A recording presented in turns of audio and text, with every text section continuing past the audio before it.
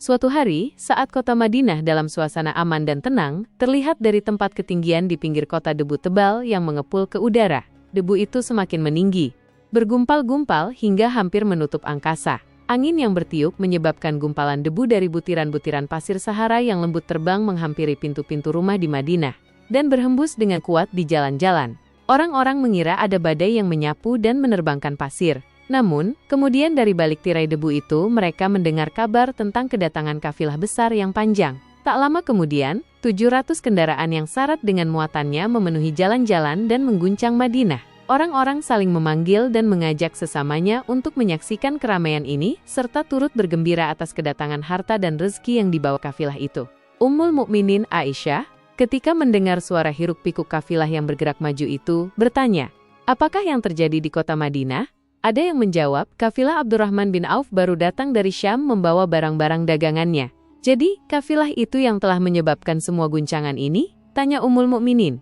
"Benar, wahai Ummul Mukminin. Jumlahnya 700 kendaraan." Ummul Mukminin menggeleng-gelengkan kepala. Pandangannya menerawang jauh, seolah-olah sedang mengingat-ingat peristiwa yang pernah dilihat atau ucapan yang pernah didengarnya.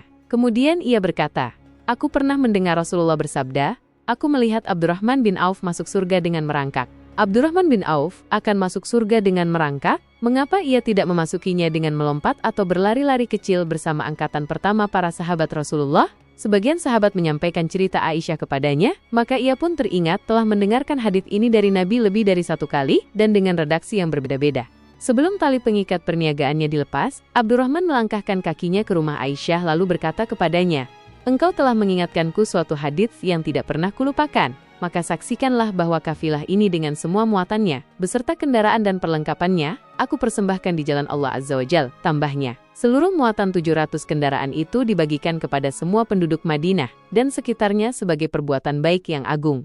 Peristiwa yang satu ini saja sudah cukup untuk mengukir sebuah gambaran yang sempurna tentang kehidupan sahabat Rasulullah Abdurrahman bin Auf. Dialah saudagar yang sukses, lebih sukses daripada kesuksesan yang pernah ada. Dia merupakan orang kaya dengan kekayaan yang melimpah ruah. Dia adalah seorang mukmin bijaksana yang tidak ingin bagian dari keuntungan agamanya hilang begitu saja, dan tidak sudi kekayaannya membuat dirinya tertinggal dari kafilah iman dan pahala surga. Untuk itu, ia mendermakan harta kekayaannya dengan kemurahan hati dan kesadaran nurani. Kapan dan bagaimana proses keislaman orang besar ini? Ia masuk Islam sejak fajar menyingsing. Ia telah memasukinya pada permulaan dakwah, yakni sebelum Rasulullah memasuki Darul Arqam dan menjadikannya sebagai tempat pertemuan dengan para sahabatnya yang beriman. Dia adalah salah seorang dari 8 orang yang lebih awal masuk Islam. Abu Bakar datang kepadanya menyampaikan Islam, termasuk kepada Utsman bin Affan, Az-Zubair bin Al-Awwam, Thalha bin Ubaidullah, dan Sa'ad bin Abu Waqqash. Tidak ada persoalan yang tertutup bagi mereka, dan tiada keraguan yang menjadi penghalang. Bahkan mereka segera pergi bersama Abu Bakar Asy-Syiddiq menemui Rasulullah untuk menyatakan baiat dan memikul bendera Islam. Sejak menganut Islam hingga berpulang ke rahmatullah pada usia 75 tahun, Abdurrahman bin Auf selalu menjadi teladan yang cemerlang sebagai seorang mukmin yang besar. Hal ini menyebabkan Nabi memasukkannya dalam 10 orang yang telah diberi kabar gembira sebagai ahli surga. Umar mengangkatnya sebagai anggota Majelis Syuro yang terdiri dari 6 orang, yang merupakan calon khalifah yang akan dipilih sebagai penggantinya. Kala itu, Umar berpesan, Rasulullah wafat dalam keadaan ridho kepada mereka.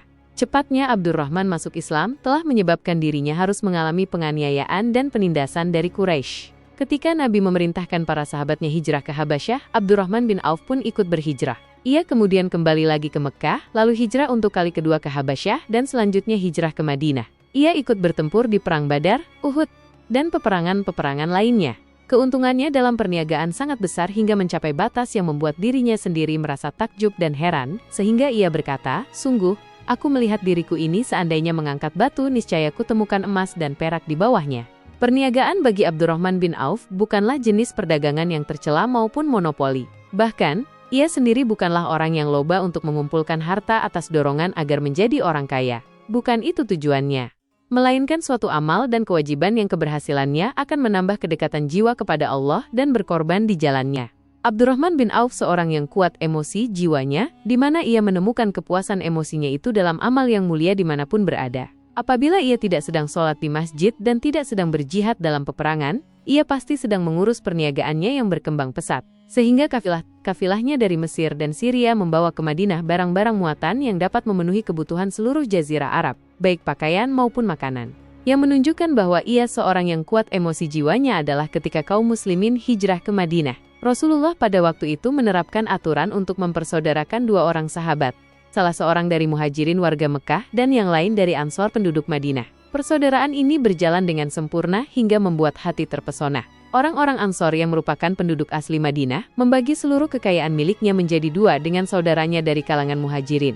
Bahkan istri pun direlakan. Apabila ia beristri dua, ia pun rela menceraikan satu untuk diperistri saudaranya. Ketika itu Rasul yang mulia mempersaudarakan antara Abdurrahman bin Auf dengan Sa'ad bin Rabi'ah. Marilah kita dengarkan sahabat yang mulia, Anas bin Malik, mengisahkan kepada kita apa yang terjadi. Sa'ad berkata kepada Abdurrahman, "Saudaraku, aku adalah penduduk Madinah yang paling banyak harta. Silakan pilih separuh hartaku, dan ambillah. Aku juga mempunyai dua istri. Perhatikan yang lebih menarik hatimu, dan aku akan menceraikannya, sehingga engkau dapat memperistri dirinya." Abdurrahman bin Auf menjawab, "Semoga Allah memberkahi dirimu dalam istri dan hartamu. Tunjukkanlah letak pasar kepadaku." Abdurrahman pergi ke pasar. Ia berjual beli di sana dan mendapatkan keuntungan. Kehidupan Abdurrahman bin Auf di Madinah, baik semasa Rasulullah maupun sepeninggal beliau, selalu ditunaikan dengan sempurna untuk memenuhi hak din ini dan beramal di dunia. Perniagaannya sukses dan menguntungkan. Seperti diungkapkannya sendiri, bahwa seandainya ia mengangkat batu dari tempatnya, ia pasti mendapatkan emas dan perak di bawahnya. Salah satu faktor yang membuat perniagaannya berhasil dan mendapatkan berkah adalah karena ia sangat selektif untuk berniaga yang halal, dan benar-benar menjauhkan diri dari segala bentuk jual beli yang haram, bahkan yang syubhat. Selain itu, faktor yang menambah kejayaan dan keberkahan Abdurrahman bin Auf adalah labanya yang bukan hanya untuk dirinya sendiri, melainkan di dalamnya terdapat bagian Allah yang ia penuhi dengan baik. Ia menggunakan hartanya untuk memperkokoh hubungan kekeluargaan dan mengeratkan tali persaudaraan, serta menyediakan perlengkapan yang diperlukan tentara Islam. Bila total perniagaan dan kekayaan lainnya ditambah keuntungan yang diperolehnya dihitung, jumlah kekayaan Abdurrahman bin Auf dapat diperkirakan dengan memperhatikan jumlah yang dibelanjakan di jalan Allah, Rabb semesta alam. Suatu hari ia mendengar Rasulullah bersabda, "Wahai Ibnu Auf, engkau termasuk golongan orang kaya, dan engkau akan masuk surga dengan merangkak. Karena itu, pinjamkanlah kekayaan itu kepada Allah, agar Dia mempermudah langkahmu." Sejak mendengar nasihat Rasulullah ini dan menyediakan bagi Allah pinjaman yang baik, Allah justru semakin melipat gandakan kekayaannya hingga berlimpah. Suatu hari ia menjual tanah seharga 40.000 dinar, kemudian uang itu dibagi-bagikan semua untuk keluarganya dari Bani Zuhroh, untuk para istri Nabi, dan untuk kaum muslimin yang miskin. Pada kesempatan lain, ia menyerahkan 500 ekor kuda untuk perlengkapan tentara Islam. Pada hari lain, ia menyerahkan 1.500 kendaraan unta. Menjelang wafat, ia mewasiatkan 50.000 dinar untuk diinfakkan di jalan Allah. Ia juga berwasiat bagi setiap orang yang ikut perang Badar dan masih hidup, masing-masing mendapatkan 400 dinar. Hingga Utsman bin Affan juga mengambil bagian dari wasiat itu meskipun termasuk orang kaya. Ia berkata, harta Abdurrahman bin Auf halal lagi bersih, dan memakan harta itu membawa keselamatan dan keberkahan. Ibnu Auf adalah seorang yang mengendalikan hartanya, bukan dikendalikan oleh hartanya. Sebagai buktinya, ia tidak mau celaka dengan mengumpulkannya dan tidak menyimpannya. Bahkan, ia mengumpulkannya dengan tetap merendahkan hati dan dari jalan yang halal. Kemudian harta itu tidak ia nikmati untuk kepentingan sendiri, melainkan untuk dinikmati bersama keluarga, kerabat, rekan-rekan, dan masyarakat seluruhnya. Karena begitu luas pemberian serta bantuannya, ada yang mengatakan, seluruh penduduk Madinah berserikat dengan Abdurrahman bin Auf pada hartanya. Sepertiga dipinjamkannya kepada mereka, sepertiga lagi dipergunakannya untuk membayar utang-utang mereka, dan sepertiga sisanya dibagi-bagikannya kepada mereka.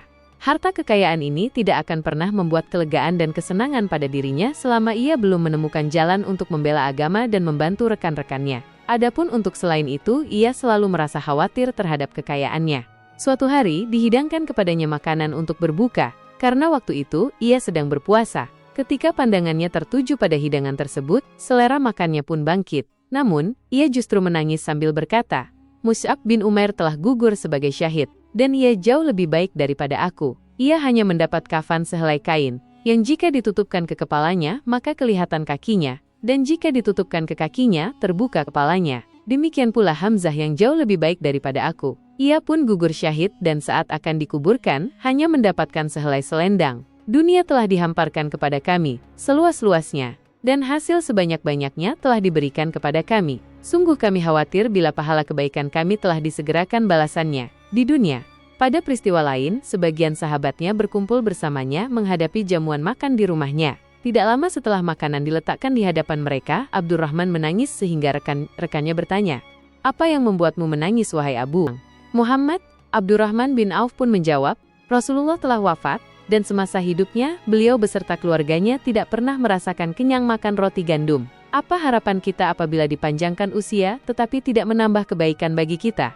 Demikianlah, kekayaannya yang melimpah itu sedikit pun tidak membangkitkan kesombongan dan takabur dalam dirinya.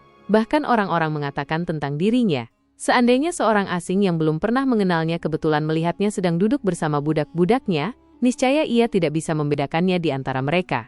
Namun, bila orang asing itu mengenal satu saja sisi jihad Ibnu Auf dan ujian yang dihadapinya, ia pasti langsung mengetahui siapa dia. Misalnya, jika ia mengetahui bahwa di tubuhnya terdapat 20 bekas luka dari perang Uhud dan bahwa salah satu dari bekas luka ini meninggalkan cacat pincang yang tidak sembuh-sembuh pada salah satu kakinya, atau jika ia tahu bahwa beberapa gigi serinya rontok di perang Uhud yang menyebabkan kecadelan yang jelas pada ucapannya, maka ia pasti menyadari bahwa laki-laki yang berperawakan tinggi dengan wajah berseri, kulit halus, pincang, dan cadel sebagai tanda jasa dari perang Uhud, itulah Abdurrahman bin Auf. Semoga Allah ridho kepadanya, dan ia pun ridho kepada Allah.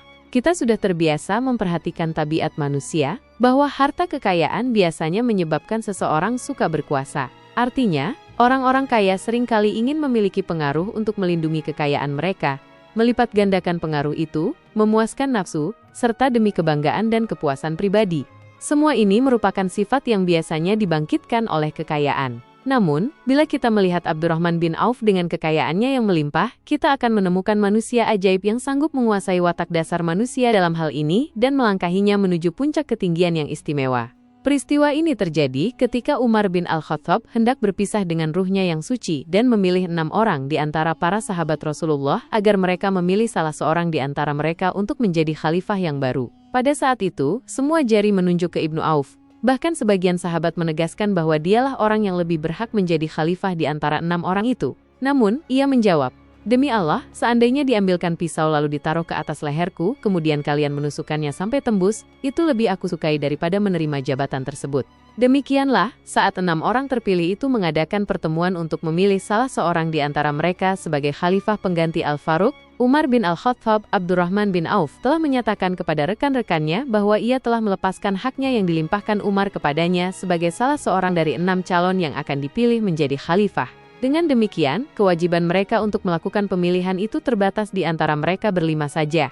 Sikap zuhudnya terhadap jabatan pangkat ini dengan cepat telah menempatkan dirinya sebagai hakim di antara 5 orang tokoh terkemuka itu. Mereka menerima dengan senang hati agar Abdurrahman bin Auf menetapkan pilihan khalifah di antara mereka berlima. Ali bin Abi Thalib mengatakan, "Aku pernah mendengar Rasulullah menyifatimu bahwa engkau adalah orang yang dipercaya oleh penduduk langit dan dipercaya pula oleh penduduk bumi." Ibnu Auf akhirnya memilih Utsman bin Affan untuk jabatan khalifah dan yang lain pun menyetujui pilihannya.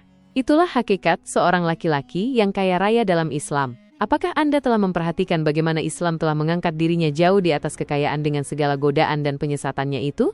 Dan bagaimana ia menempa kepribadiannya dengan sebaik-baiknya? Pada tahun 32H, tubuhnya berpisah dengan rohnya. Ummul Mukminin Aisyah ingin memberinya kemuliaan khusus yang tidak diberikannya kepada orang lain, dengan memberikan usulan kepadanya ketika ia masih terbaring di ranjang menuju kematian, agar bersedia dikuburkan di pekarangan rumahnya, berdekatan dengan Rasulullah, Abu Bakar, dan Umar. Namun, ia memang seorang muslim yang telah dididik Islam dengan sebaik-baiknya, sehingga merasa malu bila dirinya diangkat dan disandingkan dalam kedudukan tersebut. Selain itu, ia telah membuat janji dan ikrar yang kuat dengan Utsman bin Maz'un, yakni jika salah seorang di antara mereka meninggal sesudah yang lain, hendaklah ia dikuburkan di dekat sahabatnya itu. Saat ruhnya bersiap-siap memulai perjalanannya yang baru, air matanya meleleh, sedangkan lidahnya bergerak-gerak mengucapkan kata-kata, "Aku khawatir dipisahkan dari sahabat-sahabatku karena kekayaanku yang melimpah ruah." Namun, ketenangan dari Allah segera menyelimutinya, lalu senyuman tipis menghiasi wajahnya disebabkan sukacita yang memberi cahaya dan kebahagiaan yang menenteramkan jiwa.